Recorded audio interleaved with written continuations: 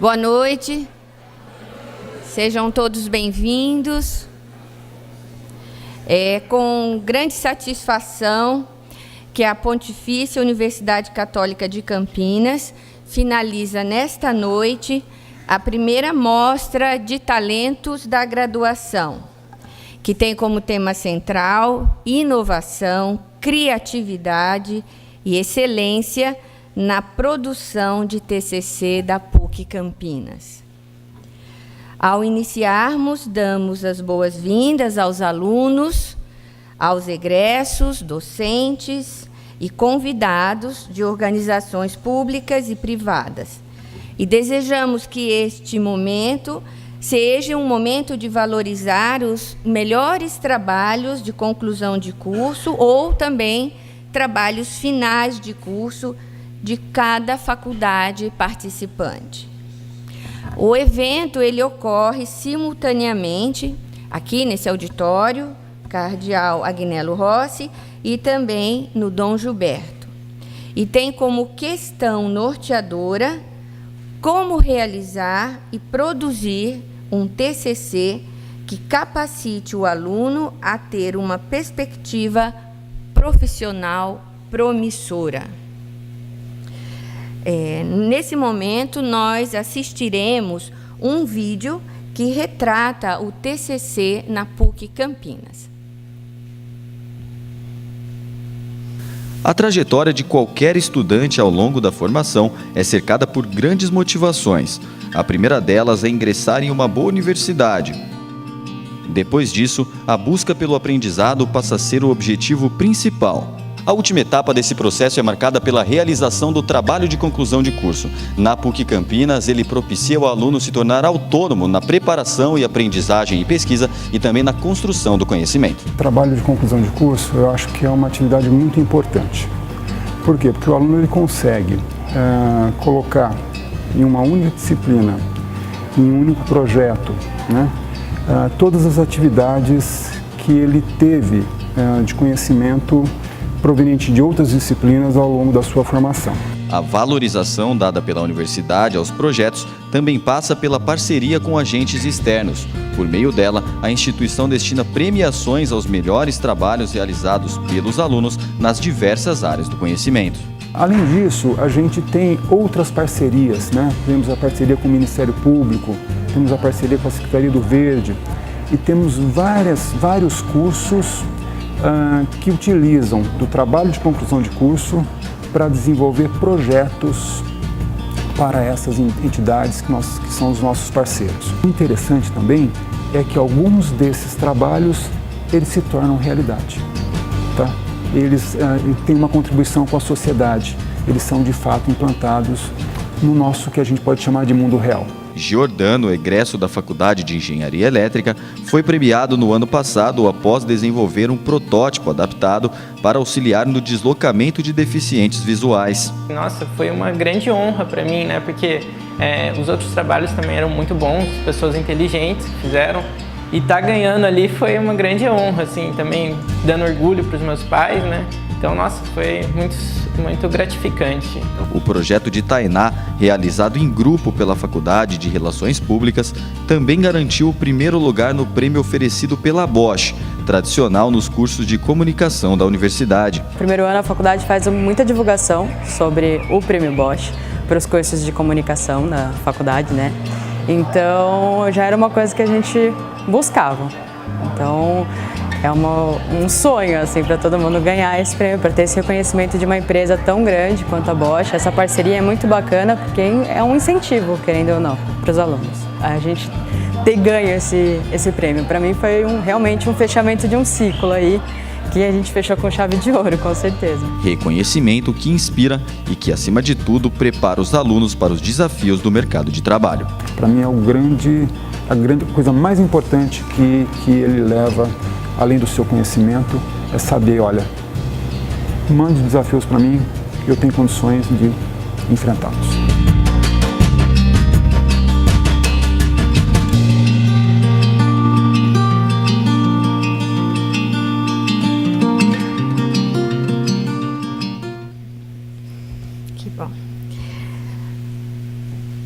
Para compor a mesa redonda sobre o tema Oportunidades, competências e expectativas na formação para o profissional da área de Ciências Humanas e Sociais, convidamos o dirigente da Diretoria de Ensino de Campinas Oeste, professor Antônio Admir Schiavo.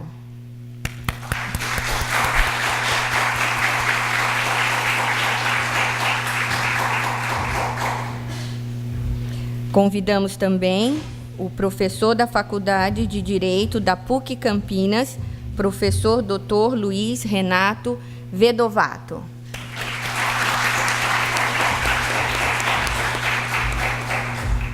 Convidamos ainda o professor da Faculdade de Ciências Sociais da PUC Campinas, professor Dr. Oscar Melim Filho.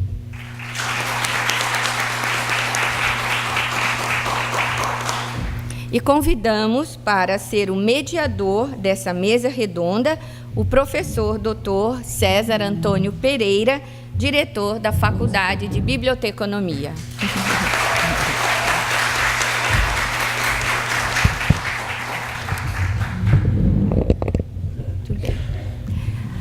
Ao término das apresentações, haverá um momento para a participação da plateia, que se dará exclusivamente por meio do encaminhamento de questões escritas nas filipetas que os senhores receberam na recepção.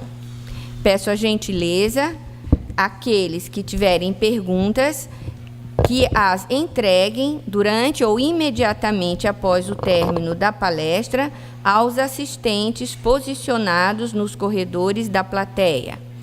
As questões serão selecionadas e direcionadas aos componentes da mesa redonda. Então, nesse momento, eu convido o professor Dr. César Antônio Pereira, diretor da Faculdade de Biblioteconomia, para conduzir os trabalhos, como também selecionar as questões encaminhadas pela plateia. Boa noite a todos. É com imenso prazer, que temos a oportunidade de debatermos sobre um tema muito importante para qualquer instituição de ensino, que é o trabalho de conclusão de curso. Um trabalho importante, relevante, evidentemente coloca desafios, mas também gera oportunidades para toda a comunidade acadêmica, sejam eles os alunos, os professores, ou enfim, os profissionais que estão hoje dentro da universidade. Hoje eu fico muito contente e honrado com o convite da universidade, em especial a Prograde, por mediar essa mesa, a última do evento, que conta com amigos e colegas de longa data. Então, quero agradecer a Prograde, no caso, representando aqui o professor Dorcides, professora Lúcia e demais colegas. Agradecer também o professor Paulo Posebon, diretor adjunto do centro. E, obviamente, não podia deixar de mencionar o prazer e a alegria de estar junto com o professor Antônio Schiavo, diretoria de ensino de Campinas, Zona Oeste, o professor Luiz Vedovato, da Faculdade de Direito, e também consultor jurídico da ONU, o professor Oscar Melim Filho, que da Faculdade de Ciências Sociais. Todos eles, acredito, têm muito a contribuir conosco. Obviamente, como me compete ser o mediador da mesa, cabe, então, iniciar a reflexão sobre o que nos foi colocado, sendo a temática oportunidades, competências e expectativas na formação do profissional para ciências humanas e sociais. Então, gostaria de abrir os trabalhos convidando os colegas a refletir basicamente sobre o que seriam essas oportunidades, competências e expectativas na formação dos sujeitos à luz dos trabalhos de conclusão de curso, quer seja para os cursos de bacharelado, quer seja para os cursos de licenciatura. Para iniciar, gostaria de convidar o professor Antônio Schiavo para proferir algumas dessas reflexões. Boa noite a todos. Eu quero agradecer também a oportunidade de estar aqui nesta mesa. Na verdade, eu sou da área da educação. Então, a minha fala é mais para os professores, os futuros professores que aqui estão, a situação do professor não é a melhor, não é o cargo mais valorizado da nossa sociedade, mas é um cargo que tem muito a ver e é muito importante na nossa realidade, né? Espero que a gente possa, ao longo desses nossos encontros, a gente está lá na diretoria de ensino e encontrar com pedagogos, com professores de história, de ciências, de educação física e outras mais, né? Importante que a PUC faça essa reflexão em cima das perspectivas de trabalho, né? Normalmente o professor, quando sai da universidade, ele tem como uma primeira possibilidade de trabalho o Estado, a área da educação no Estado, né? Poder assumir aulas, encontrar uma forma de começar a sua carreira profissional. E nós lá na diretoria hoje nós temos uma necessidade muito grande de professores, muita gente não quer ser professor mais, mas a carreira de professor é uma carreira que dignifica a gente, né? E que faz uma transformação muito interessante. Nós, quando estamos à frente de uma sala de aula, a gente deixa marcas, né, muito interessantes nos nossos alunos. Assim como vocês foram marcados por professores, eu também fui, os colegas aqui com certeza também tiveram marcas dos seus professores. Então, é uma carreira que a gente pode fazer a diferença na vida de muitos alunos nossos, que a gente vai encontrar pelo caminho. E depois é muito gratificante a gente poder encontrar os ex-alunos quando falam: oi, professor, você... a gente não conhece mais os alunos, porque passam tantos alunos pela vida da gente, né? Eu fiz carreira como professor de matemática, depois virei diretor de escola, supervisor de ensino, hoje sou dirigente regional, mas, na verdade, a relação mais interessante que a gente tem na educação é a sala de aula. É a gente poder estar em contato com os alunos, com os jovens. A gente não envelhece, né? A gente fica sempre jovem porque está sempre em contato com os jovens. Eu acho que a minha palavra aqui é de encorajamento. Sejam professores. O Brasil precisa muito de bons professores, né? Nós podemos mudar o Brasil através da educação. E vocês que estão concluindo suas licenciaturas, os seus bacharelados, que enverede, sim. Não tenha medo dessa profissão. Ela não dá um grande retorno financeiro, né? Mas ela é muito gratificante. Ela deixa a gente muito contente ao ver o produto que a gente consegue fazer, que consegue revelar depois que a gente passa pela sala de aula. Eu acho que essa é a nossa missão. Estimular vocês, e lá na diretoria de ensino a gente está às ordens para qualquer eventualidade, questão de estágios também que os alunos precisam fazer para terminar suas licenciaturas, né? E é muito importante essa amostra dos trabalhos de conclusão de curso. Cada um de vocês escreveu sobre um tema e esse tema com certeza vai ficar marcado na vida de vocês, assim como marcou a vida da gente na hora que a gente fez os nossos trabalhos de conclusão, né? No mais, eu estou às ordens aqui para participar, depois responder as perguntas que vocês tiverem a fazer. Obrigado, professor. Tem um ponto importante, né, que mesmo em sala de aula, o aluno passa pela experiência do registro, da busca metodológica, sistemática e a elaboração do TCC, obviamente buscando reflexões e pensamentos que possam corroborar ou refutar uma linha de reflexão ou mesmo pensamento pré-existente. Então, o professor, assim como qualquer outro, bacharel ou licenciado, é muito importante que ele passe por essa experiência.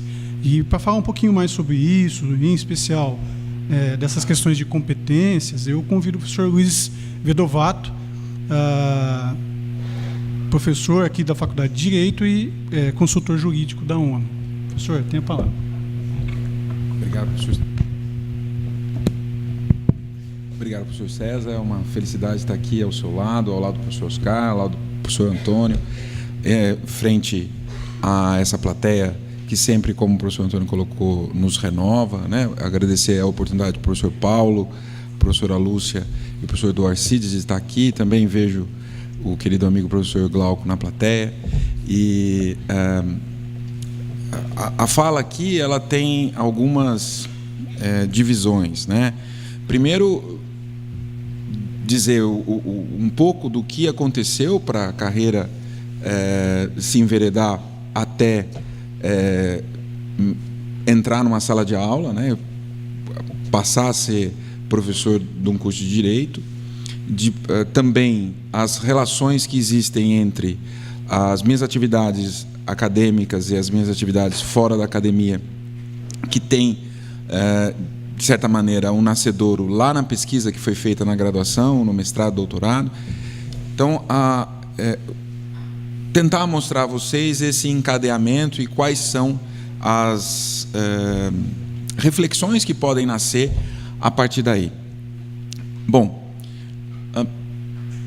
hoje, né, eu estou aqui na Faculdade de Direito, sou professor do curso de Direito, de duas disciplinas, essencialmente, né, a disciplina de Direitos Humanos e a disciplina de Direito Internacional Público. E, fora da academia, eu tenho uma atividade específica junto à Organização Internacional para Migrações, que é uma agência da ONU, né? A ONU tem duas agências ligadas a deslocamento de pessoas pelo mundo.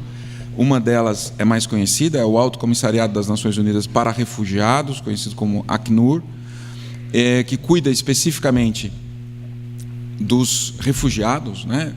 Refugiados que não sejam do Oriente Médio, né? O Oriente Médio tem um órgão, uma outra agência da ONU chamada UNRWA, mas, enfim, ela tem uma atuação um pouco mais restrita. O Acnur não, o Acnur ele tem vários campos de refugiados administrados por essa agência, espalhados pelo mundo, campos de refugiados que chegam a ter até 2 milhões de pessoas vivendo nesses campos. E enquanto que a Organização Internacional para Migrações, ela é a mais recente agência da ONU, ela tem 65 anos, mas ela passou a fazer parte do sistema ONU em outubro de 2016, então a gente ingressou na ONU há pouco tempo, e ela cuida especificamente do deslocamento de pessoas que não sejam ligadas ao refúgio. Bom, como que a gente vai parar aí, né? Como que a gente vai se apresentar para uma sala de aula para falar de direito internacional e para falar de direitos humanos, e como que a gente vai atuar fora da universidade num campo, por exemplo, ligado à circulação de pessoas pelo mundo? Isso nasce na sala de aula. Na sala de aula, enquanto aluno, aluna de graduação. Então, quando a gente toma a decisão de pesquisar um tema mais a fundo, de estudar, que seja para monografia, que seja para uma monografia de especialização, não monografia de graduação, mas que seja para uma dissertação de mestrado ou para uma tese de doutorado, no momento que a gente faz essas escolhas, a gente começa a moldar um pouco os próximos passos. E se essas escolhas forem feitas de forma séria e com os espaços que a gente tem, em especial na nossa universidade aqui, isso pode gerar muitos frutos lá para frente. Essa escolha por, primeiro, pesquisar para entrar numa sala de aula, traz, como o professor Antônio colocou, várias felicidades, né? Uma das felicidades que me lembro sempre é o fato de que, diferentemente de todas as outras carreiras em que você tem, o professor Oscar vai falar da carreira pública, ou da carreira específica de advogado, ou da carreira que envolva atividades de consultoria, ao contrário dessas carreiras em que você tem uma vinculação com o seu cliente, uma vinculação com a sua atividade específica no mundo público, ou especificamente na sua vinculação com aquela consultoria que você está fazendo, a academia e a pesquisa científica te colocam frente a frente com um papel em branco, que você pode escrever da forma que você quiser, desde que você siga todas as questões ligadas à pesquisa. Você pode fazer uma pesquisa que tenha a sua cara. Essa é a parte interessante de você viver no mundo acadêmico. O mundo acadêmico te permite olhar para o futuro. As outras atividades que não estão ligadas ao ensino, à pesquisa e à extensão, essas nos obrigam a olhar necessariamente para o passado. O que aconteceu com outras pessoas, como que eu vou fazer. A pesquisa não. Você pode criticar, você pode refletir sobre o que tem acontecido, né? Eu me lembro sempre de um dos primeiros seminários dos quais eu participei, em que um aluno, para o professor, diz assim: mas quem sou eu para criticar um ministro do Supremo Tribunal Federal? Ora, a crítica ao ministro do Supremo Tribunal Federal, ela tem um espaço imenso dentro da pesquisa. Talvez, se você estivesse na sua vida fora da academia, vamos pensar especificamente no campo do direito, essa crítica ao ministro do Supremo Tribunal Federal poderia custar a causa para o seu cliente. Se você estivesse no campo público, uma crítica mais pesada ao ministro do Supremo Tribunal Federal poderia lhe custar um tempo maior para subir na carreira. E a sua consultoria teria que levar em consideração necessariamente o que o Supremo Tribunal Federal decide. Você não está sendo pago naquela consultoria para dizer o que você pensa, você está sendo pago na consultoria para dizer o que o Supremo Tribunal Federal entende sobre determinados temas. No mundo acadêmico, não. No mundo acadêmico, o papel em branco está à sua frente e você pode fazer a crítica que você quiser. Então, no fundo, desde um apresentador de seminário, um aluno de graduação, uma aluna de graduação, até o cara que está fazendo pós-doc, todos eles têm as mesmas condições de fazer uma crítica pesada a quem quer que seja, desde que seja fundamentado, desde que seja ligado todas as bases científicas e de metodologia que a gente sabe que existem no mundo acadêmico. Então, dessa maneira, a satisfação de estar no mundo da academia, ela é muito grande, em especial porque você pode, com essas escolhas que você faz para a pesquisa, trazer reflexões interessantes para aquele indivíduo que está à sua frente, para aquele outro que está te ouvindo, para aquele que eventualmente vai ler o que você escreveu. Então, fazer uma pesquisa engajada, séria, desde o momento do TCC, desde o momento do trabalho de conclusão de curso ou da monografia, te abre uma porta muito grande para reflexões futuras.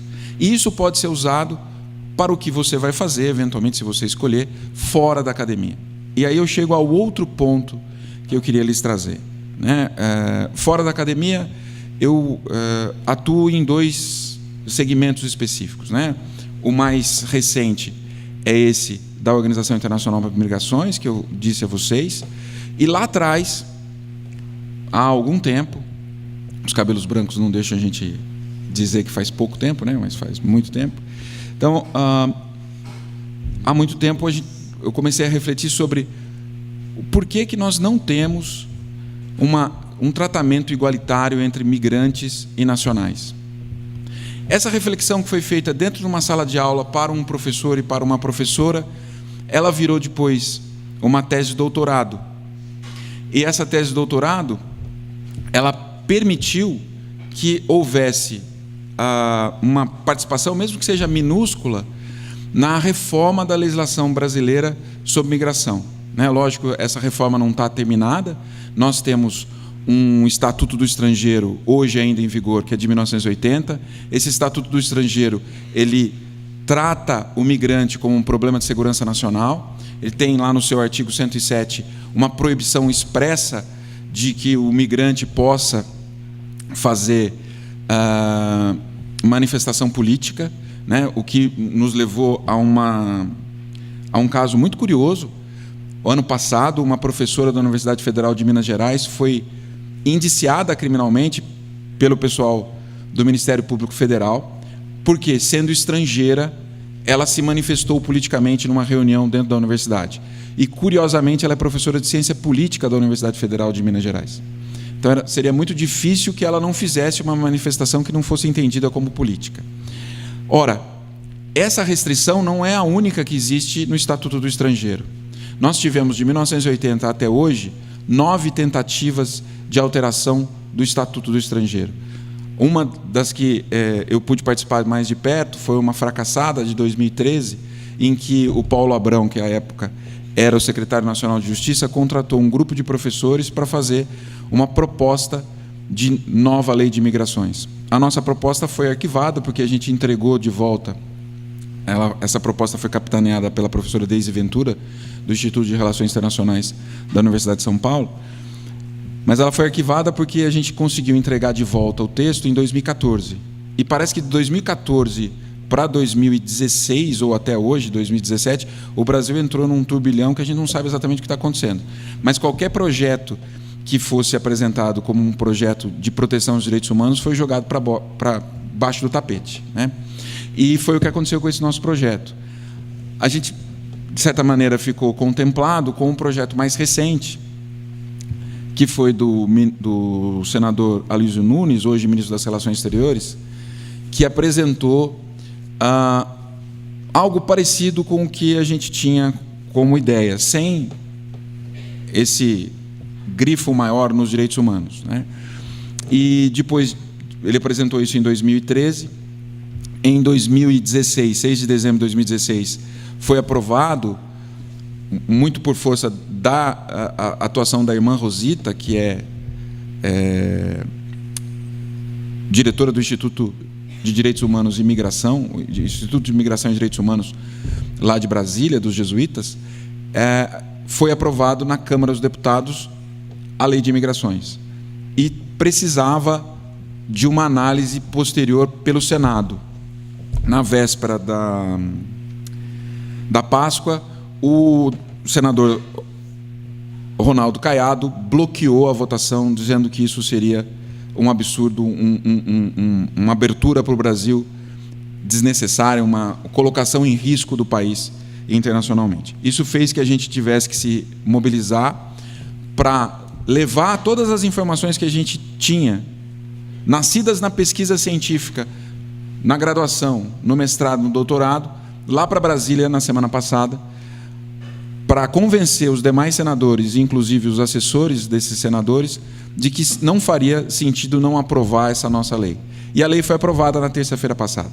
Hoje a gente tem uma nova lei de imigrações que depende de sanção do presidente da República, do presidente temporário, né?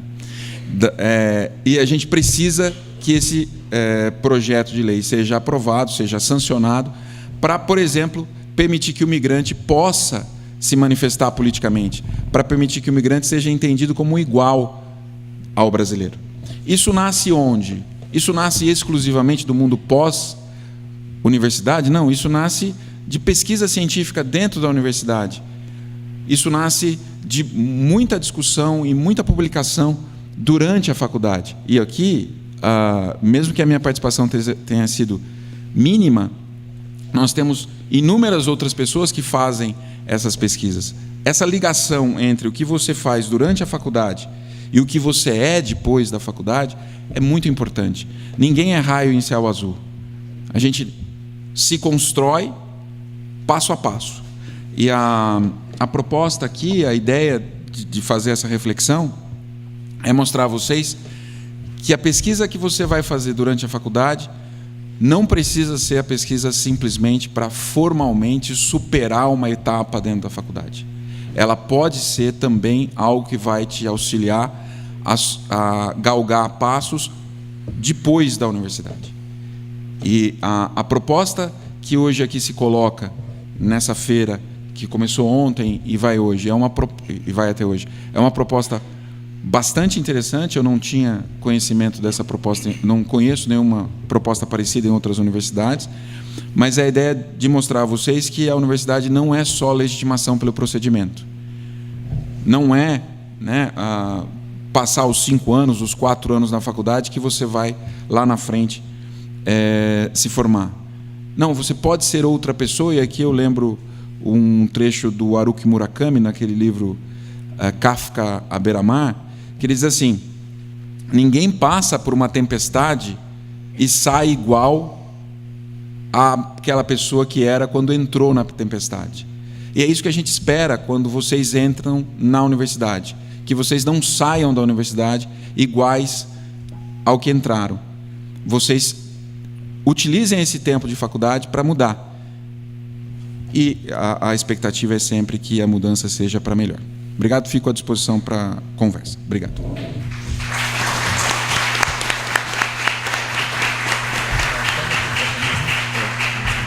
Obrigado, professor Vedovato. De fato, o professor traz muitas contribuições, né? Desde a questão da passagem da graduação. Muitas vezes a gente é abordado por alunos para perguntar o que foi o processo de formação enquanto aluno de graduação. E, às vezes, não temos a oportunidade de trabalharmos isso, sobretudo com todos os alunos. Talvez se trata de pergunta específica relacionada a uma turma. E, em momentos como esse, vem à tona a importância da formação, né?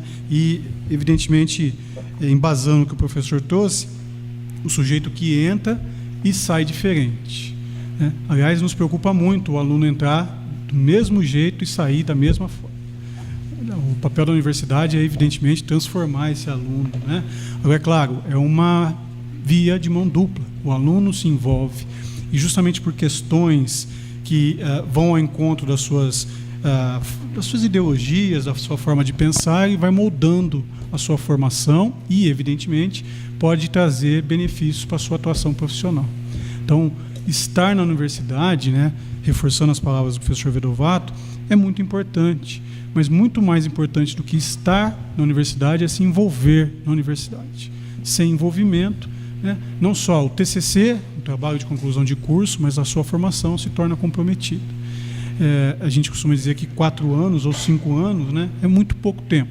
Aliás, se vocês fizerem uma continha básica da taxa de vida do brasileiro hoje e comparar isso com 4, 5 anos, vocês vão perceber que menos de 10% da vida de vocês é representado dentro da universidade.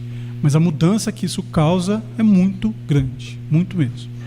Então, essa questão do nascimento em sala de aula, né, essa ligação com o mundo externo é importante, trazer reflexões de fora para cá, levar reflexões daqui para fora, é relevante, é importante, sobretudo num centro tal como o de Ciências Humanas Sociais Aplicadas, né? A formação nos permeia do início, do primeiro dia de aula ao último. E costumo dizer que, na verdade, o aluno, no último dia de aula, é ali que ele passa a ser, ou refletir sobre o profissional que acabou de se formar. Então, ele passa a ter um início de carreira. Não quer dizer que ele é formado enquanto está aqui e, tal como o professor disse, nos coloca o desafio também de tomar cuidado sobre certas assertivas ou errativas que tenhamos ou queiramos depositar. Toma muito cuidado com o que falar, sempre embasado, porque é isso que vai nos conduzir para o mundo externo. Falas não condicionadas, não contextualizadas, levam a descrédito. E não é esse o papel, não só da formação, quanto de uma universidade. Então, momentos, inclusive, como esse da universidade, da PUC Campinas, é importante, né? Como o professor Vedovato disse, poucas instituições, vamos dizer assim, têm esse cuidado de parar e refletir sobre o que significa e representa um trabalho de conclusão de curso. Embora muitos alunos tenham uma preocupação, diria, muito precipitada, de que o TCC dá trabalho. Claro, é uma reflexão que você faz sobre uma temática que, muitas vezes, né, nasce de uma aula, talvez lá do primeiro ano, do segundo ou mesmo do terceiro. E, evidentemente, ao longo desse período, causa também certo desconforto à medida que você desenvolve o TCC e, ao mesmo tempo, recebe novas informações durante o processo, colocando em xeque, inclusive, momentos de que, puxa, será que eu troco de tema? Será que eu não troco de tema? Então, veja, a universidade é um momento e é o local para que isso ocorra, mas muito mais do que estar aqui é vivenciar, né? Então, obrigado, professor, pelas palavras, fica à vontade. Professor, se me permite, eu me lembrei de uma passagem que eu sempre acho interessante. Talvez vocês se lembrem dele, que é um antigo jogador de futebol, o Pepe. Foi técnico da Ponte Preta também, se não me engano. Principalmente, né? Então foi também, e principalmente, o Pepe, quando ele era entrevistado, ele falou uma vez o seguinte: olha, eu sou técnico de futebol, eu já parei de jogar futebol, sei lá, faz 40 anos, mas quando eu sonho quando eu estava jogando bola. Isso provavelmente vai acontecer com vocês. lá na frente, quando vocês sonharem, vocês não vão sonhar com outro momento que não seja o momento que vocês estão na faculdade. Acho que vale a pena cuidar desse período que sempre é aquele que vai gerar mais boas lembranças para vocês. Isso aí, muito obrigado, professor. Bom, passo agora a palavra, né, ao nosso terceiro convidado, professor Oscar Merim Filho, que vai também nos brindar com algumas reflexões. Professor, por favor. Bem, boa noite a todos. Queria agradecer primeiro o convite para estar nessa mesa, né, da professora Lúcia, professor César, professor Duarcides, e também o diretor do centro, professor Paulo, e elogiar a promoção dessa atividade, sobretudo por fazer essa ligação do TCC, né, que historicamente é considerado meio que assim um anexo, né, do curso de graduação, né, fazer essa ligação do TCC com o próprio curso de graduação e com os anos todos e com o estudo que os alunos têm que manter durante a faculdade, né. E aí me foi sugerido que eu enveredasse a minha fala mais no sentido do papel do TCC e da formação cultural na faculdade, nas faculdades de Ciências Humanas, pensando aí nos concursos públicos, né? Certamente mirando no meu próprio exemplo, né? Um exemplo meio estranho porque eu fiz curso de Direito, sou formado em Direito na USP, fiz curso de Letras também na USP, fiz os dois juntos, né? Depois eu fiz, já mais velho, né, fiz mestrado em Filosofia aqui na PUC de Campinas e depois, ainda mais velho, doutorado em Ciências Sociais na PUC de São Paulo. Atualmente eu sou professor do curso de Ciências Sociais, na disciplina de Política, mas dou aula também no curso de Direito, atualmente Direito Penal. Tenho uma atividade também numa instituição pública, que é o Ministério Público, onde eu ingressei por concurso nos anos 70. E essa atividade no Ministério Público na área criminal é que me deu ferramentas para eu também dar aulas de Direito Penal. Talvez a trajetória estranha seria estranha a olhos assim estranhos, né? Mas significa que eu acabei fazendo uma ligação, não é, do curso de Direito e da atividade profissional, não é, com depois o curso de Filosofia, não é, empreendendo uma reflexão filosófica sobre a própria questão das penas e das punições, e daí eu derivei para o curso de Ciências Sociais para fazer uma análise política do sistema penal brasileiro, sistema punitivo. De tal forma que a minha atividade profissional, depois eu me tornei professor já velho, né, mais ou menos velho, e a minha atividade de docente incorporou essas três ligações, né, e deu um alimento muito forte para essa própria atividade minha profissional na área pública. Um alimento e, ao mesmo tempo, uma ferramenta crítica, não é? Quer dizer, eu sou um crítico dentro do próprio local de trabalho meu, considerado um estrangeiro, né, um outsider.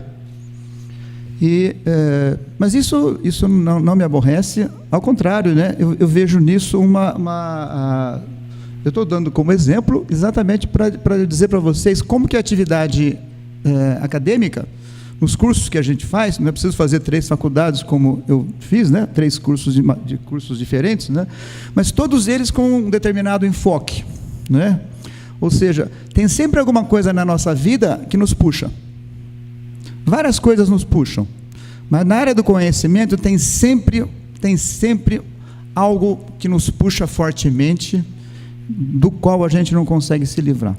E a gente não deve se livrar dele, né? A gente deve usá-lo como uma ferramenta para a gente crescer intelectualmente. Então, é essa coisa que me puxou, que me trouxe também para o mundo da docência e da escola. E a minha atividade profissional e de estudo e de pesquisa, eu devo também aos cursos que eu fiz e à faculdade, não é? E aí, tentando fazer uma ligação com o TCC, daí o meu elogio para esse evento em relação ao TCC, pelo seguinte: O TCC não pode ser algo a mais, aquele trabalhinho no final do curso do qual a gente deve se livrar. Não é? Bom, já fiz o curso, agora tem um tal de TCC que é para fazer aí. Né? Ao contrário, acho que o TCC se torna alguma coisa extremamente proveitosa e fácil se você, já no começo do curso da faculdade, de repente, atentar para aquilo que está te chamando, não é? Para aquele germe que está lá dentro te puxando para fazer uma pesquisa e para conhecer o mundo de alguma forma, e através dessa atração você desenvolver o seu estudo cada vez mais. E aí significa, durante a faculdade, você encarar a faculdade como um momento de desenvolvimento dessa sua atração, desse seu estudo, se encaminhando cada vez mais no sentido de um trabalho sistematizado, organizado, não é? Ao contrário do que acontece comumente, ou seja, que os alunos fazem a faculdade, não se interessam muito pelo trabalho de pesquisa, por aquilo que eventualmente o atraiu, e chega no final do curso, então agora eu vou escolher um tema, isso já está faltando 2 ou 3 meses para terminar o curso, né? E vou fazer uma pesquisa na internet, alguma coisa assim, especialmente no Google, né? E então não é, o TCC não pode ser isso, né? E eu acho que o TCC tem que ser visto como esse primeiro passo no sentido do desenvolvimento de uma carreira, seja de uma carreira acadêmica, como falou aqui o professor Vedovato, que vai ter um papel também na sociedade, né? Seja também no desenvolvimento de um projeto de estudo para um concurso público, né, que agora entramos aqui mais na área específica, né? E o desenvolvimento do estudo para o concurso público não se faz depois que você termina a faculdade e frequenta lá um cursinho à distância e estuda lá, né, meio sorrateiramente, né, e você não vai passar no concurso. Não existe mais isso de fazer 6 meses de cursinho e passar no concurso público, não passa mesmo, né? Ou seja, para passar no concurso público você tem que ter uma carreira de estudo já atualmente, né, a partir do primeiro ano da faculdade. O TCC, eu acho que é um start interessantíssimo nesse ponto, no sentido de que você já começa a se habituar ao trabalho de pesquisa e de estudo de forma organizada, disciplinada, de tal forma que no final da faculdade você já terá um trabalho praticamente pronto, né?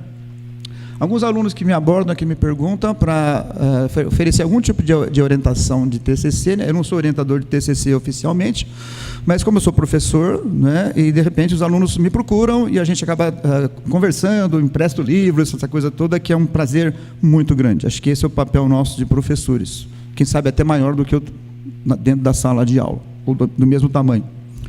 Mas no sentido de que é necessário você ir organizando, ou seja, ir se organizando e escrevendo, né? Muitas vezes o aluno me procura, estou com esses 8 livros aqui, eu já li 6, né? Bom, você já leu 6? Eu falei, e você já fez um fichamento deles, um resumo? Não, isso eu vou fazer no final. Eu falei, não faça isso.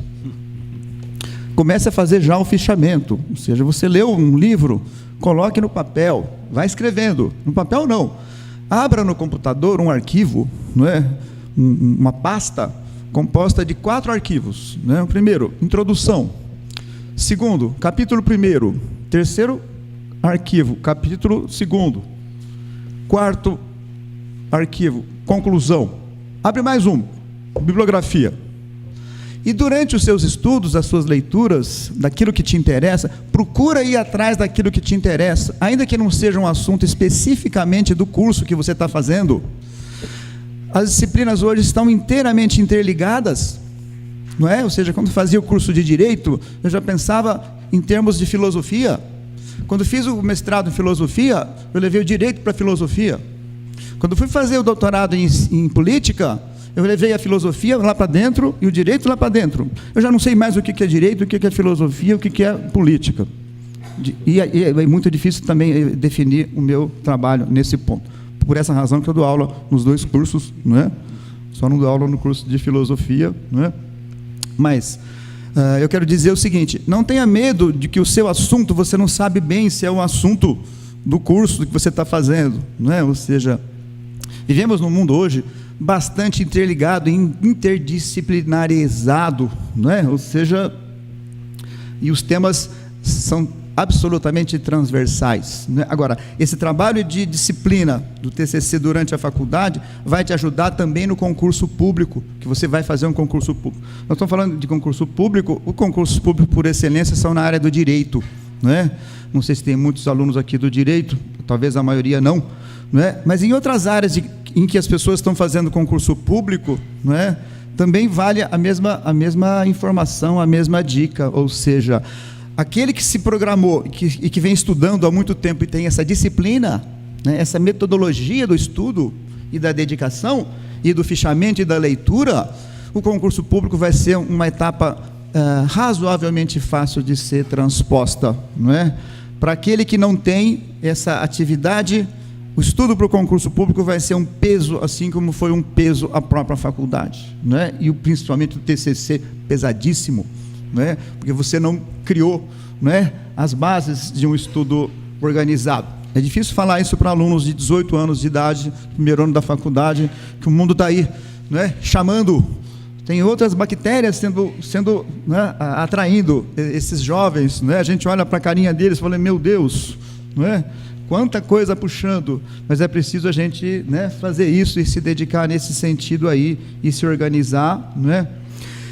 E para você ser aprovado no concurso público, vamos dizer claramente, né, anos de estudo e, sobretudo, que esse estudo seja um estudo prazeroso.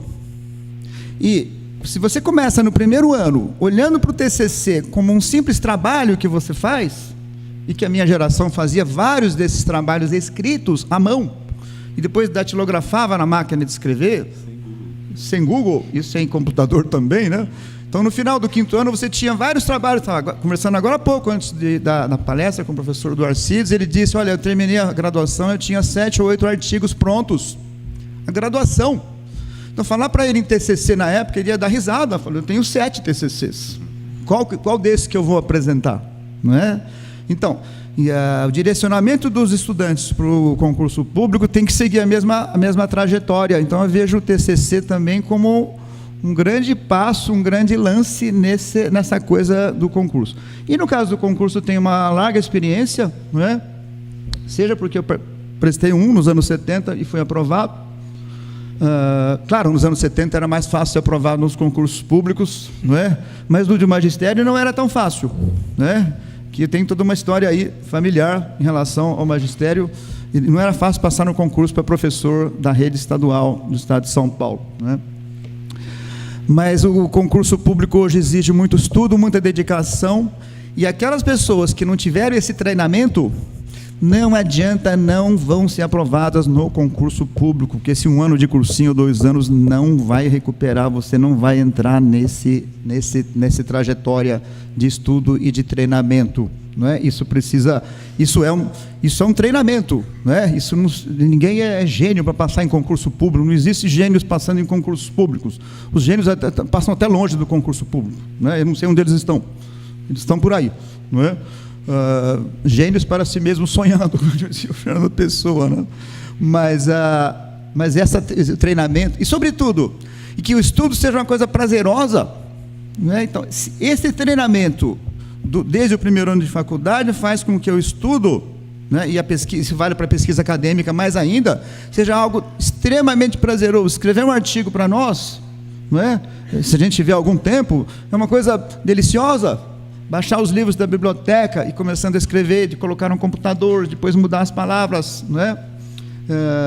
E sobretudo, essa ligação com a linguagem, né? Ou seja, esse tesão de escrever, né? De ler e de escrever, e de trocar as palavras, né? De lidar com as palavras, né? No meu caso, isso nasceu muito também da minha vocação também para literatura, etc. Fiz curso de letras, né?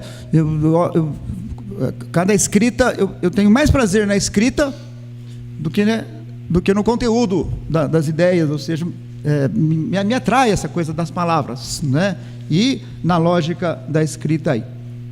Bom, os concursos públicos são muito difíceis, mas com esse perfil eles se tornam fáceis, eles se tornam bastante fáceis, né? Ou seja, você tem aquele momento em que você vai agora falando para os alunos do curso de Direito, né? Eles vão terminar o curso, fazer o exame da Ordem dos Advogados do Brasil, da OAB, e tem uma prova escrita, que é uma prova preambular, que é um teste, mas depois tem uma outra prova, se você passar na primeira, que é uma prova dissertativa, que significa escrever uma dissertação em 3 páginas, ou uma peça prática, né?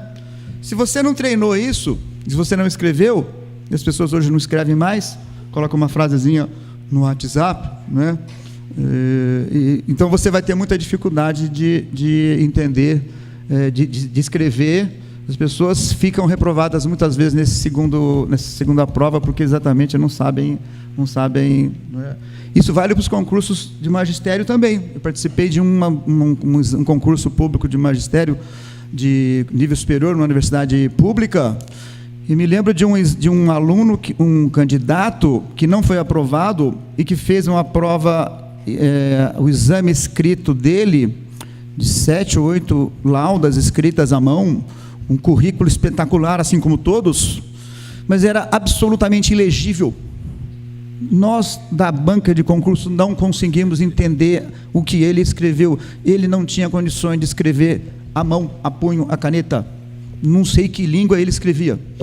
Até hoje eu não sei que diabo ele escreveu. Não é?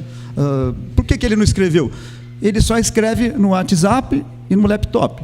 Não é? Então ele desaprendeu a escrever à mão. Não é? Bom, pode ser que os concursos públicos vão abolir a prova dissertativa à mão e vão adotar o laptop. Duvido. Vai demorar bastante tempo ainda, né? Mas até nisso você vê a falta de traquejo, não é? Que o aluno da faculdade tem na hora de chegar no momento desse da carreira dele, no trabalho profissional, etc. e tal, não é? Bom, acho que é isso que eu queria falar inicialmente, né? Para não tomar muito tempo de vocês, né? E quem sabe, né, o professor abrir para perguntas, né? E para manifestação sua também. Pois não. Obrigado.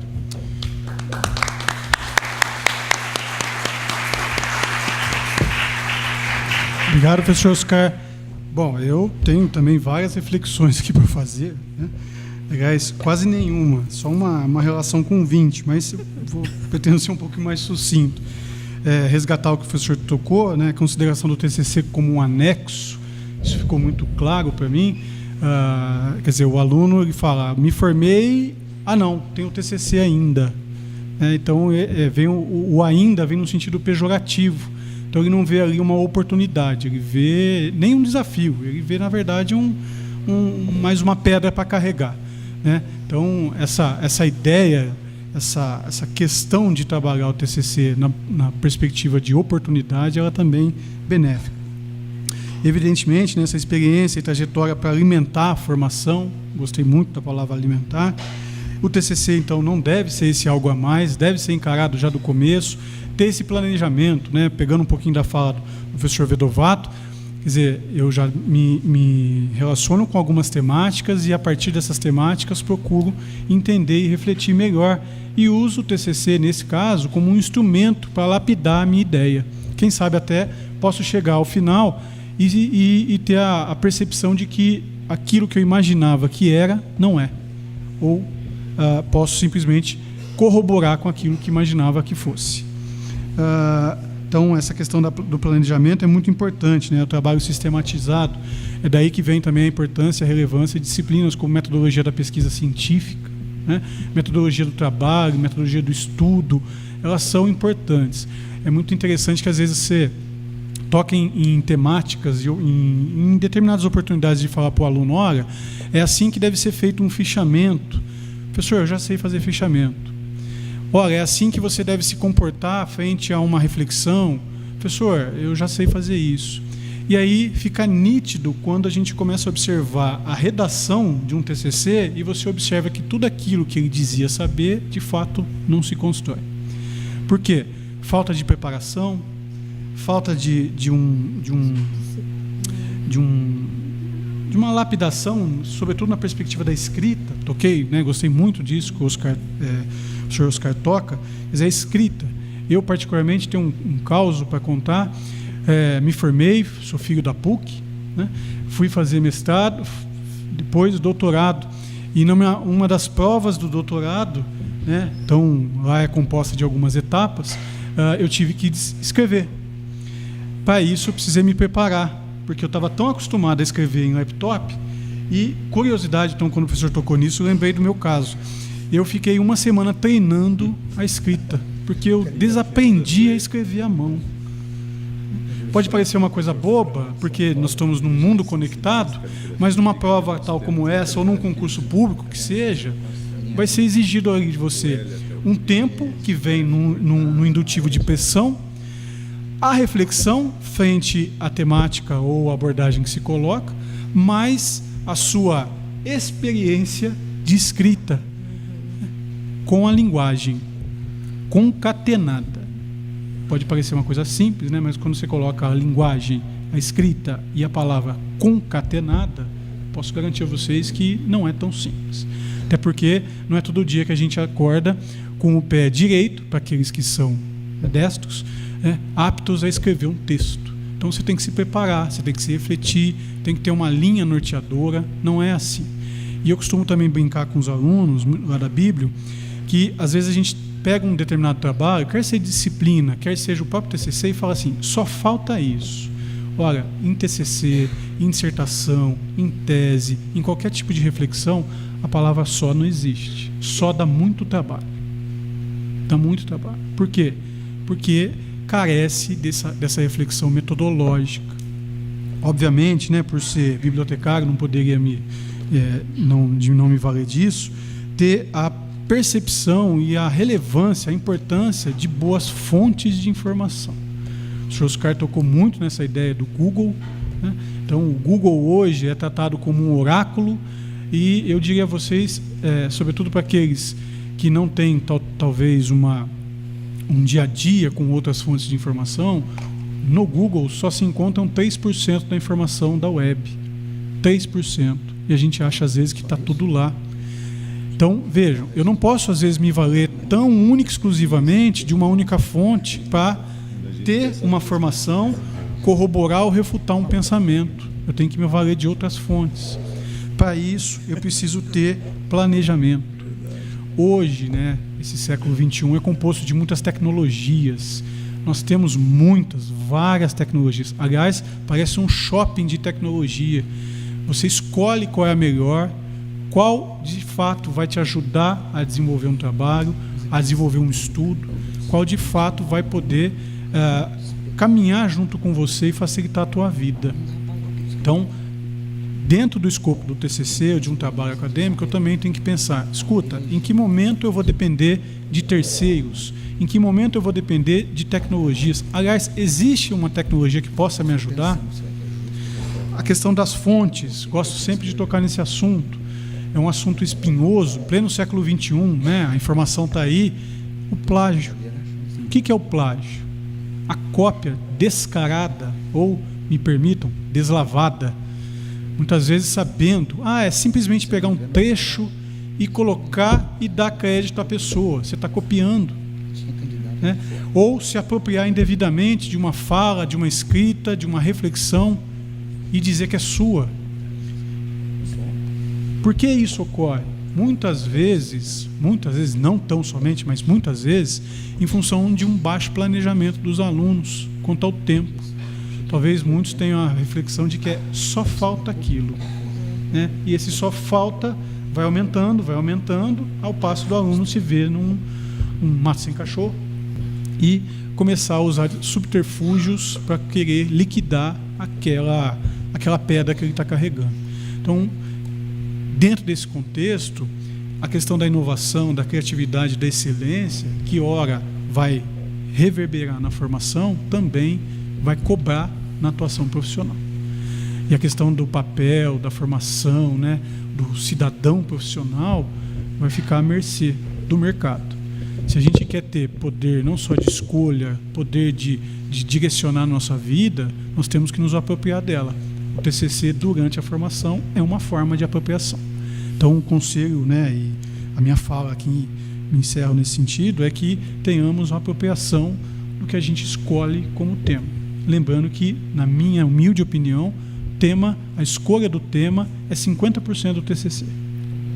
Quando você tem essa escolha muito bem fundamentada, embasada, os demais ele vem como consequência, a partir de orientação dos professores e vinculação com outros colegas da faculdade.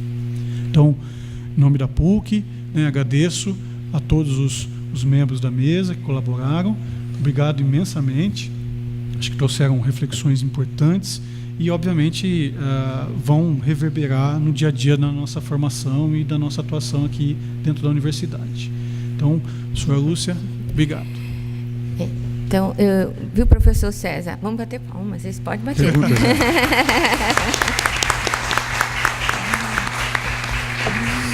Então, professor César, gostaria agora de ouvir sua opinião da possibilidade de uma mudança, como o professor acha melhor, também os componentes da mesa, os palestrantes. Nós colocamos que seriam recolhidas as perguntas encaminhadas à mesa e o professor César conduziria esse momento. O que o professor acha de deixarmos o microfone livre? Se você escreveu a sua questão, leia a sua questão, mas queria ouvir a sua opinião. Como acha que é melhor para conduzir esse momento? Perfeito. Pode Acho ser? Que fica lúdico, muito bom. Pode ser para os professores? Então, o microfone está lá em cima. Pode fazer pergunta difícil. E vamos fazer aí as Pode perguntas. ser um de cada vez, tá, pessoal? Tá bom? Se alguém se habilita. Dúvidas, comentários, como também vocês veem esse momento, a partir da fala dos professores. Agora são diretorias, estamos aqui estabelecendo duas. Uma funciona ali do lado do lado e a que eu fui lá no São Bernardo, no antigo centro. Não? Acho que não vão fazer. Então eu proponho uma reflexão aqui para a mesa, Lúcio. Perfeito, vamos lá. Uma final.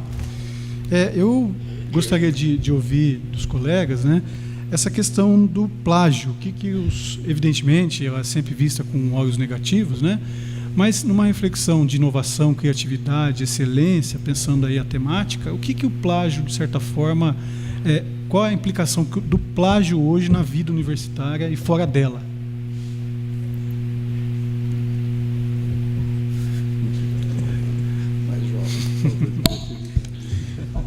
Professor, essa é uma pergunta bastante importante, né? A gente, como tentei colocar aqui antes, eu não consigo me separar, né? Ou seja, eu vou ser alguém durante a faculdade, vou ser alguém depois da faculdade, eu vou ser alguém no mundo acadêmico, vou ser alguém fora do mundo acadêmico.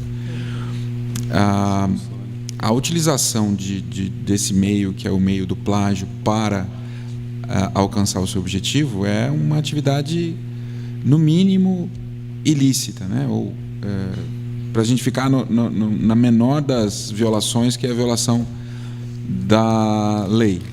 Mas há um conjunto enorme de violações aqui, né? De toda sorte, esse caminho ele te acompanha para o resto da sua carreira. Não exatamente na sua carreira exclusivamente no mundo acadêmico, mas também fora dele. Isso não significa que você vai ser condenado para o resto da vida, mas certamente as pessoas vão ficar um pouco mais atentas para a sua conduta, né? Você não é só o seu presente, você é também o que você já foi e o que você vai ser, né? Que é a fala, lembrando aqui a alusão do professor Oscar ao Fernando Pessoa, ao leme, você é mais que você. Você não é só aquele momento presente que você enfrenta. Então, existe essa questão, ou seja, como que eu vou me explicar fora da universidade tendo utilizado esses meios ilícitos? Aí você vai dizer, poxa vida, tanta gente faz isso, né? Bom, cada vez mais, assim como o professor Oscar colocou, as coisas mudam com o passar do tempo, né? No campo da atividade acadêmica, as coisas também se alteram. Hoje em dia, o Google ele não é só usado para você fazer o caminho ilícito, como era até recentemente. Ele também é usado para pegar a ilicitude. Então, existem vários programas disponíveis que conseguem identificar essa conduta. Então, você poderia simplesmente ser perguntado numa entrevista de emprego: você fez o seu TCC? Você não tem como mandar uma cópia para a gente? E a pessoa coloca no programa que está disponível e identifica de onde isso foi copiado. Vamos lembrar que temos um caso muito interessante, que é um caso de um ex-ministro alemão, que era doutor por uma universidade, que acho que do Sarre, né? Não me lembro exatamente qual era a universidade, mas esse ex-ministro alemão, ele perdeu o cargo, perdeu o título quando se identificou que ele cometeu uma conduta entendida como plagiador. Os países são diferentes, os momentos são diferentes, né? Você pode ter em algum outro país imaginário em que a pessoa que fez plágio, que é acusada de plágio, galga postos elevados na carreira daquele Estado. Mas isso não significa que vai ser sempre assim. Na verdade, o que a gente tem para o futuro é algo muito mais complicado para aquelas pessoas que tomam esse tipo de conduta. Sem me alongar muito, para dar espaço para todo mundo falar, o plágio é a demonstração de que você não está se conduzindo de acordo com o que deveria se conduzir. Realmente é complicado falar em plágio e falar em plágio como algo irregular. Ele é tão assim naturalizado, né? Ou seja, no mundo eletrônico que nós vivemos, nós somos diariamente, a gente abre os arquivos, os sites, e encontra lá um monte de... Você escreve lá uma palavra, o sistema de busca, né? Você coloca lá um trabalho sobre imigração, você põe a palavrinha imigração, aparece um monte de... a tentação é muito grande, né? A tentação... É complicado você se livrar dessa tentação, né? Mas nós temos que nos livrar dela, né? E de tantas outras, né? Tentações aí. Agora, o que é mais dramático que eu vejo, associando com o TCC, é que o sistema de busca, o sistema eletrônico e o plágio é um dos responsáveis maiores, né, por essa coisa de você não conseguir fazer o TCC. Ou seja, pelo seguinte, os professores não passam mais trabalhos para os alunos fazerem durante a faculdade. A gente percebe isso. Eu não passo. Vou dar 1 ponto por um trabalho sobre tal tema. 3 páginas. Virão 3 páginas copiadas do Google. O que acontece? Então, não tem mais trabalho. Então, o aluno passa... A gente observa isso nos cursos de Ciências Humanas também, né? Passa os 4 anos sem fazer um trabalho escrito. Porque não tem como pedir para fazer um trabalho. Ele vai buscar no Google, e existem estratégias para você driblar a cópia. Você tem vários tipos de cópia também, você vai enxertando, e as pessoas que têm facilidade, não é o meu caso, não é? Para mim, acho que é mais fácil ir na biblioteca procurar as coisas do que procurar na internet, né? Mas as pessoas também têm essa coisa de enxertando e de mudando, ou seja, numa tarde você consegue fazer. Então, os professores fazem, não vou dar trabalho mais. Ou seja, durante os 4 anos, quantos trabalhos você fez de pesquisa? Nenhum. O professor não deu, ele só dá a prova. Claro, agora você vai ter que fazer um TCC de 30 páginas, é um inferno, parece que você está uma tese de doutorado. O trabalho de TCC é uma coisa extremamente tranquila, qual é o problema? Não é que você não foi treinado, né? Ou seja, eu acho que o plágio tem um grau de responsabilidade grande aí, né? Eu mesmo reluto em dar... como é que então se daria um trabalho? Para fazer em sala de aula, escrito à mão, uma página... Mas qual é o trabalho de pesquisa é esse? Esse é um trabalho de pesquisa feito, né, em casa ou na biblioteca, você fazendo pesquisa aí. E isso é dramático, porque a menos que também a gente abra o TCC para o plágio também. Então, vamos ver que o plágio mais bem feito, né, alguma coisa nesse sentido, vai ganhar melhor nota, né? Mas é lamentável, o professor Vedovato tem razão, né, mas isso acontece, e tem o que é mais grave. Então, o sujeito faz o plágio do TCC e os professores às vezes passam em várias faculdades aí, né, a gente já viu vários exemplos aí, né? Depois faz o plágio da monografia de mestrado, ou da metade dela, depois do doutorado, né? Ou seja, então nós vivemos num mundo que está cada vez mais favorecendo o plágio, né? houve uma notícia até de um plágio do nosso atual ministro do Supremo Tribunal Federal, né? Há uma suspeita fortíssima de que a tese de doutorado dele tem pedaços bem longos de plágio, né? Então já não sei mais o que é plágio, o que não é plágio, desse mundo das cópias, né? Das coisas prontas e rápidas, e, né? Ou seja, e aí, por isso que o TCC é tão difícil. Claro, você não fez nenhum trabalho durante o curso, nenhuma pesquisa, né? Só fez as provinhas e copiou algumas coisas do Google. Exatamente isso. Exatamente. Eu acho também que o plágio, né, significa incompetência. Quem vai copiar não tem competência para fazer, então ele precisa copiar. E eu concordo muito com o que o professor Vitor falou da formação do professor, da carreira nossa, é feita com história. Não é só depois que a gente ingressa no mercado de trabalho. Aquilo que a gente vivenciou na universidade ou no curso de formação leva a gente junto, porque os colegas sabem, até você colava. Como que agora você quer? A cola fica marcada na vida da gente também, quando a gente cola na escola. E o plágio é essa coisa que também vai deixar marcas profundas na formação e que vai desmerecer o profissional que a pessoa vai ser, né? Não pode... precisa ter... o suor da gente tem que estar no trabalho, senão a gente não fez nada. E a gente não vai ter formação para enfrentar um concurso público, para fazer uma carreira decente, né? E como disse o professor aqui, a questão do concurso público. Hoje se passa em concurso às vezes, né? Mas passa e não leva, porque passa por passar. Quem leva são os que passam em primeiro lugar, segundo lugar. Os melhores classificados passam. Então, precisa ter boa formação, precisa levar da universidade, levar da escola, né? Isso a gente fala desde lá no ensino fundamental, no ensino médio. O aluno tem que passar pela escola e levar um cabedal de conhecimento que vai levar ele para a vida, que vai fazer com que ele seja uma pessoa séria, uma pessoa honesta e uma pessoa que tem formação para se safar de algum problema que vai ocorrer e que ele tem competência para resolver situações inusitadas. Obrigado, professores. Eu só acrescentaria, quer dizer, há uma palavrinha mágica aqui nesse caso, que é a formação, né? Quer dizer, que você tem uma formação qualificada, a preponderância, um plágio diminui. Mas uma outra reflexão também que eu sempre gosto de trazer é a questão do conceito de citação. Infelizmente, as pessoas ainda não sabem o que é citar. Citar é ler, entender, interpretar e reescrever com as suas palavras, dando crédito ao autor da ideia. Quando eu copio e colo, eu não estou refletindo sobre aquilo, eu estou copiando, né? Então, quando eu tenho essa ponderação de ler, entender, refletir e reescrever com as suas palavras, dando crédito ao autor, eu tenho uma linha lógica de pensamento.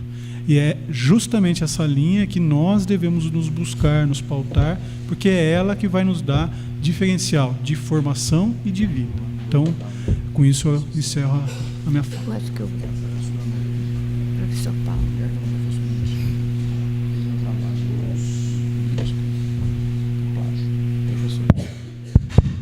Boa noite a todos. Eu não poderia perder a oportunidade de fazer uma pergunta e gostaria que, em primeiro lugar, o professor Ademir a respondesse. A minha questão vai na seguinte direção. Nós temos aqui um conjunto de jovens talentosos se preparando nos cursos de licenciatura para o magistério. E a gente sabe, até por experiência própria, que quem tem vocação para o magistério não escapa, vai terminar no magistério.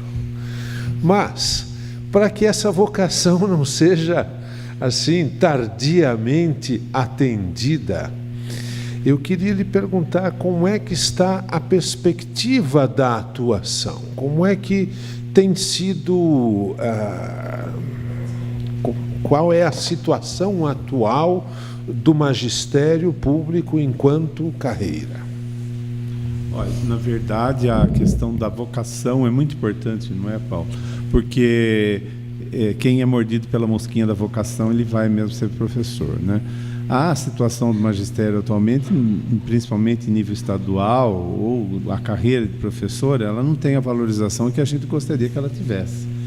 mas nós temos professores, pessoas que se encontram na carreira do magistério. Ou, às vezes ele se envereda pela carreira do magistério, às vezes até como uma opção não preferencial, mas é a opção que lhe serve, e que vão se encontrar muito bem com a carreira, né? Que vai se realizar plenamente. Eu acho que o professor precisa ter essa empatia com os alunos. A hora que ele tem empatia com os alunos, a carreira, o trabalho fica muito legal, o trabalho acaba sendo realizador e as pessoas começam a entender que a profissão de professor realmente é uma profissão que dignifica, né?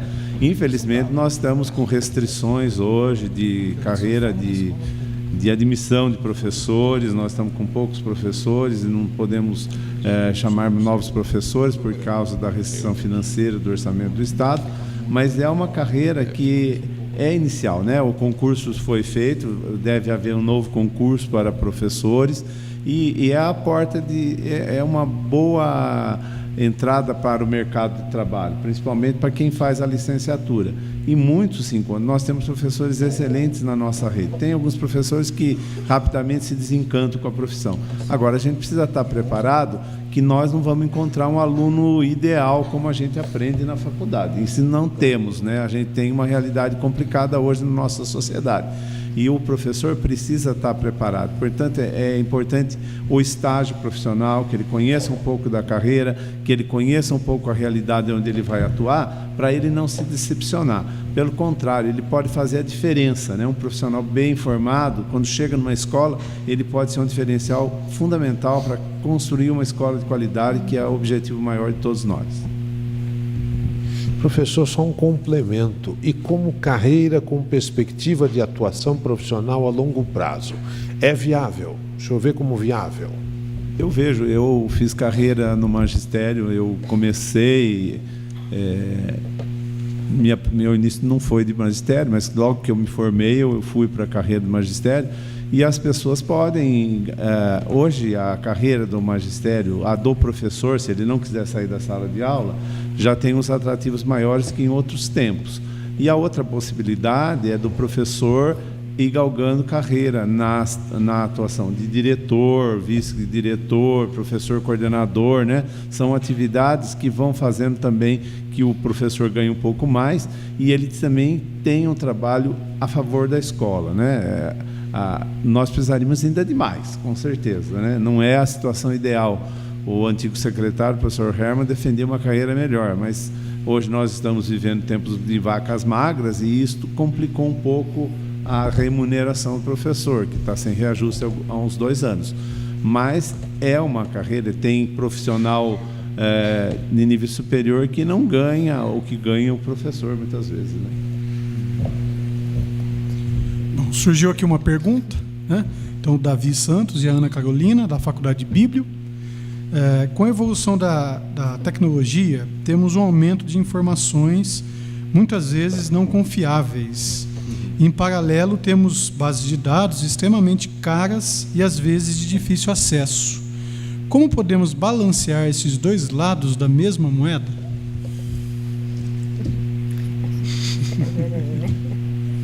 Mais jovens. Qual que é o nome? Vai ser uma pergunta. São dois alunos. São 2 alunos. 2 alunos. Você quer que eu faça? Não, só o nome dele. Davi e Ana Carolina. Tá. Primeiro, agradecer ao Davi e à Ana Carolina pela pergunta.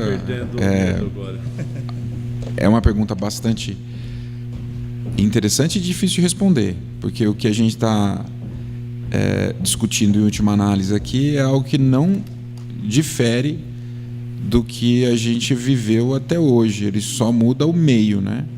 Então, se no passado o conhecimento era trazido pelo livro, o livro também era de difícil acesso.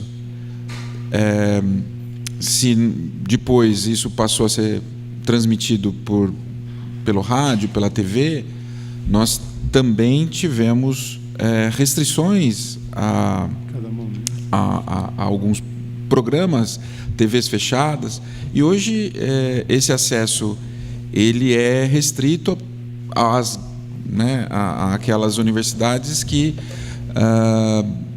acabam por disponibilizar esses conteúdos, essas bases de dados. Aqui na Universidade SEI, o direito ele tem acesso a bases de dados bastante relevantes e importantes para a pesquisa. Isso deve ser destacado, não é qualquer universidade que tem isso, né? A PUC, nesse campo, se destaca, em especial na parte que eu conheço, que é a parte do direito.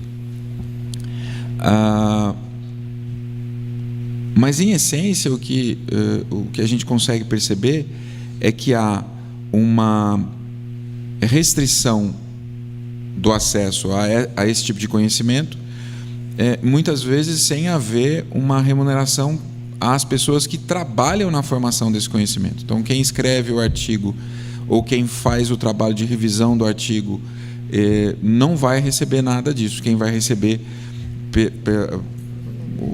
com relação ao pagamento por acesso a essa base de dados é a revista, é a administração daquela base de dados específica.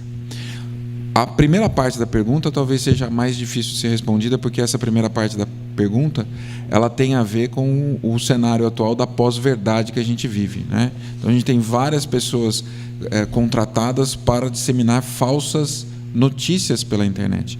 Isso não pega exclusivamente quem não está acostumado a acessar a internet. A gente viu que isso foi um ponto relevante nas eleições norte-americanas recentemente.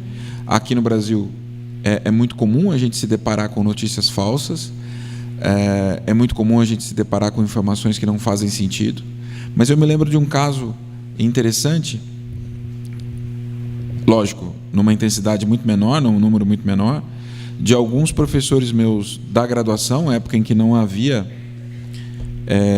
internet, né? Os dinossauros andavam pela terra, os pterodátilos sobrevoavam lá o Largo São Francisco, e na época um professor disse: olha, eu citei um autor na minha tese de doutorado e depois eu descobri que esse autor não existe e eu não achei o texto que eu citei, mas curiosamente a minha tese está sendo citada e estão citando o autor que eu citei na tese.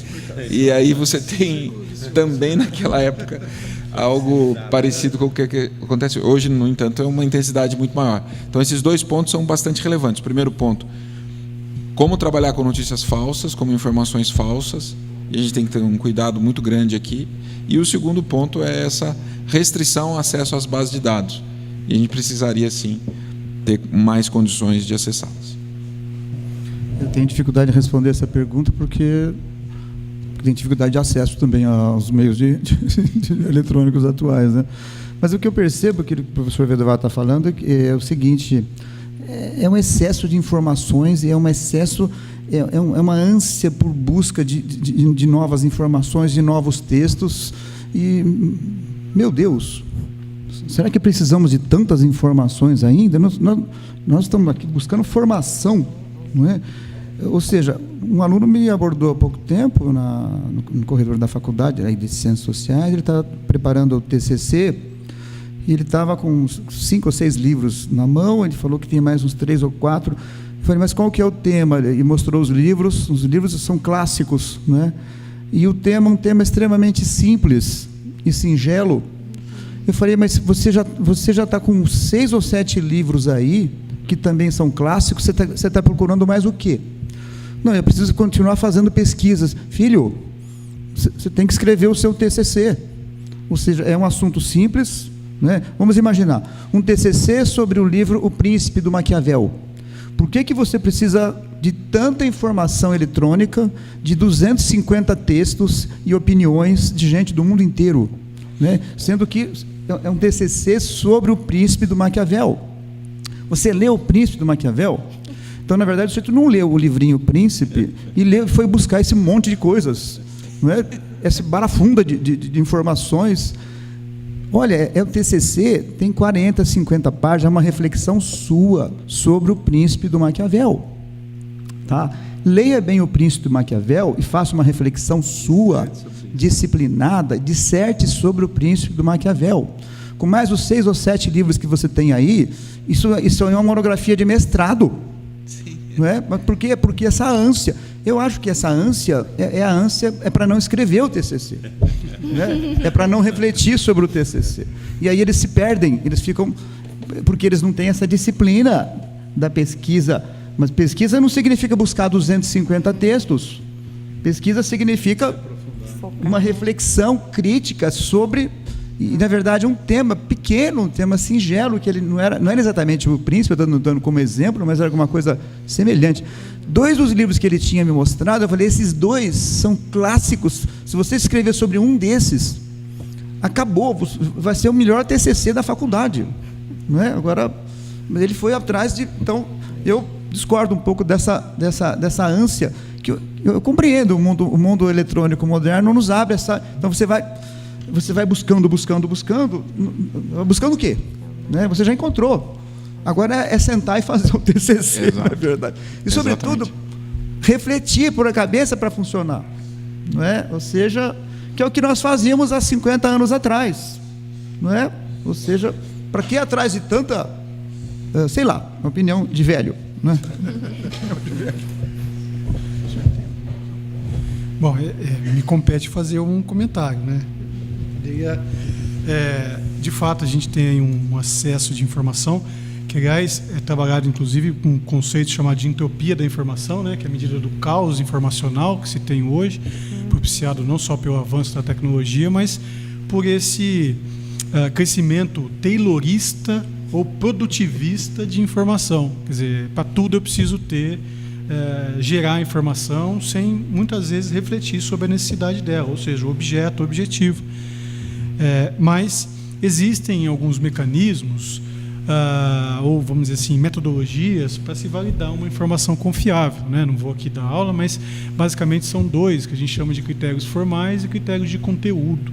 Esses 2 não são a resolução dos problemas, mas eles minimizam muito o impacto de uma informação não verídica. Então, obviamente, elas estão condicionadas a essas bases comerciais. Então, esse é um ponto interessante que, vez ou outra, eu gosto de chamar a atenção, sobretudo no CCH-SA, porque a gente acha que a informação está disponível, a informação está livre. Olha, eu posso garantir a vocês que nós não vivemos numa democracia informacional. A informação hoje ela está em posse de poucas pessoas e, sobretudo, de poucas empresas. São poucas empresas que hoje têm posse, têm poder de informação. E, dentro desse contexto, elas cobram por isso, né? Então, essa questão de que você pega a Declaração de Direitos Humanos, então o homem tem direito à informação. Pode ter direito, mas hoje ela ainda não funciona. Isso eu posso garantir a vocês. Então, essa é uma discussão seríssima que, né, caberia talvez um outro debate, mas de toda forma vai ao encontro, tentando responder um pouquinho, né, ao Davi e Ana Carolina, mas de fato temos um problema informacional na sociedade e refletir sobre isso é relevante, porque a sociedade acha que estamos no mundo da informação. Primeiro, acho que a primeira definição é definir o que é informação, dado, conhecimento e sabedoria. Aí já partiríamos para uma boa discussão. Tá? Bom, tem uma outra pergunta, acho que seria a última, né? A penúltima, então. A penúltima. Então, deixa eu tentar ver se eu consigo juntar, então, Lúcia, as duas.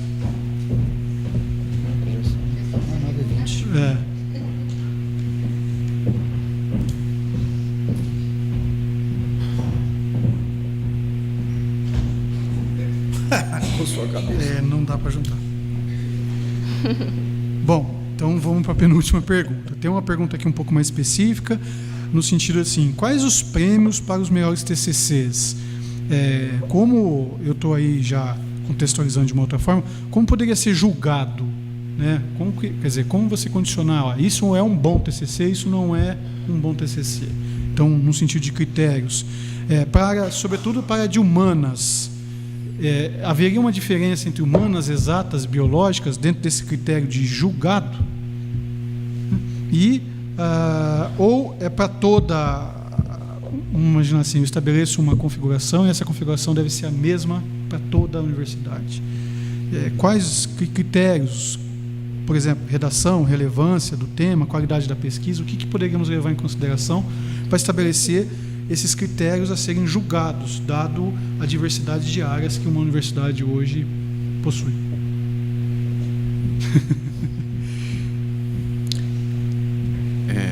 Bom, se eu entendi corretamente, professor, se o padrão de TCC deveria ser usado para toda a universidade ou deveria ser... Ou poderia ser...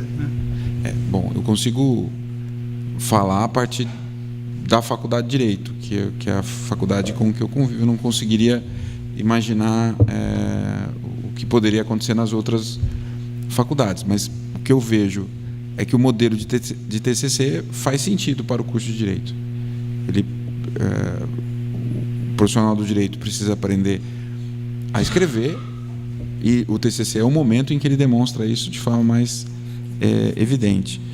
E o outro elemento que ele deveria desenvolver é a fala, e isso vai ser desenvolvido no momento de apresentar o trabalho. Então, faz sentido esse projeto de TCC para o curso de Direito. Acho que muito mais do que todos esses elementos que aí são colocados para avaliação do TCC e avaliação do trabalho, é especificamente o você fazer. Acho que é mais relevante do que uma comparação se um TCC é melhor que o outro, é o fato de que você conseguiu chegar lá e fez o seu trabalho. E esse trabalho foi exatamente seu, né? Você contribui com alguma novidade, você contribui com alguma novidade no trabalho, é algo a mais.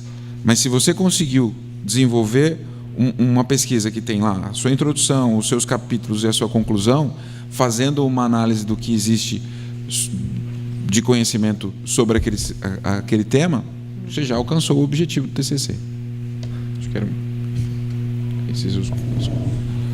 Eu também tenho dificuldade de tentar uma avaliação em conjunto de todas as áreas. Acho que na área de ciências exatas, biológicas, esses trabalhos de conclusão de curso acabam tendo a marca dessas próprias ciências. Nós estamos falando de metodologia científica, né, e que trabalha muito com a pesquisa empírica, não é?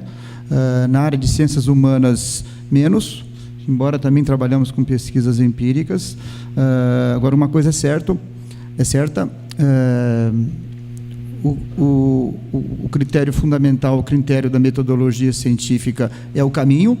Qual foi o caminho que você seguiu, de onde você partiu e onde você vai chegar, ou seja, e a construção teórica, a fundamentação e a ausência de contradição interna. E colocando em segundo plano a questão do conteúdo ideológico, ou seja, conteúdo de fato. Estou me lembrando de um amigo que defendeu tese de doutorado em Direito na PUC São Paulo, e o orientador dele, desde o início, manifestou discordância com a tese dele, discordância de conteúdo.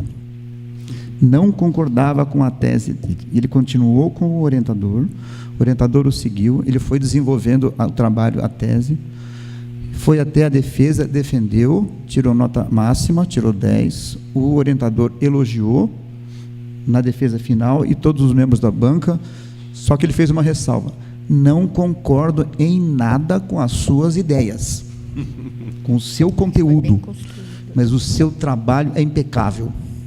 O seu trabalho é impecável, como um trabalho na área de ciências humanas. Ou seja, o caminho que você seguiu é esse o caminho que deve ser seguido. Agora, não gostei da sua conclusão, das suas ideias, quase que disse o seguinte: não gosto de você, mas adorei o teu trabalho, né? Me ficou marcado isso, nunca mais esqueci, e falei, meu Deus, eu acho que é por aí, né? Mais ou menos por aí. Agora, claro que tem um grau de subjetividade muito grande aí, né? Na pergunta talvez haja uma referência implícita a isso, né? E a gente não consegue se livrar da nossa subjetividade, né? Em algum momento ela vai aflorar, né?